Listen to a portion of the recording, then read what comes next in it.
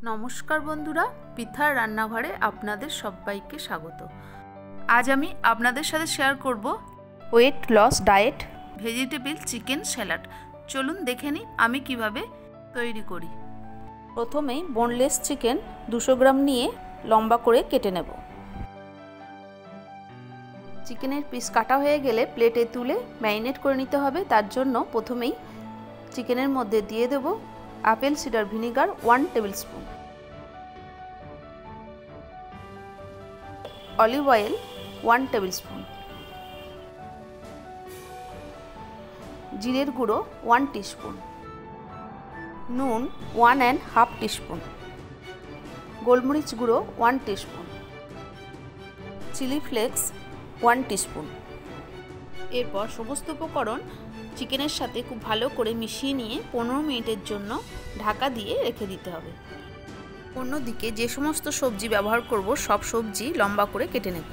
প্রথমে গাজর কেটে নিয়েছি একটা লম্বা করে, আদা কুচি, লঙ্কা কুচি, রসুন কুচি, বিনস, পেঁয়াজ, ক্যাপসিকাম, টমেটো,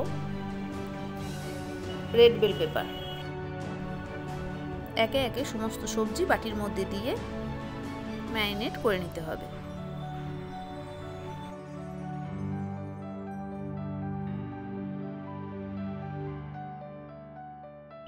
1 টেবিল স্পুনের মতো পাতিলেবুর রস দিয়ে দিতে হবে, 1 टीस्पून গোলমরিচ গুঁড়ো, 2 टीस्पून নুন, 1 टीस्पून চিলি ফ্লেক্স আর অলিভ অয়েল 2 টেবিল স্পুন। তারপর সমস্ত উপকরণ ভালো করে সবজির সাথে মিশিয়ে 1 টেবিল স্পুন দিয়ে দেবো আপেল সিডার ভিনিগার। এরপর দিয়ে দেবো পার্সলে 1 टीस्पून।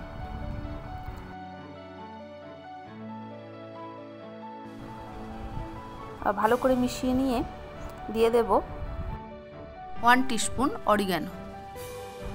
সমস্ত উপকরণ খুব ভালো করে মিশিয়ে নিয়ে ওভেনের মধ্যে ফ্রাইং প্যান বসিয়ে তার মধ্যে দিয়ে দেব ম্যারিনেট করে নেওয়া ভেজিটেবল হালকা ফ্রাই করে নিতে হবে।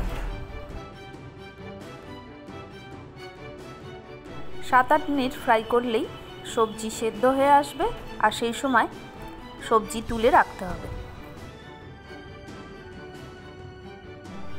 এখন ভেজিটেবল ফ্রাই রেডি।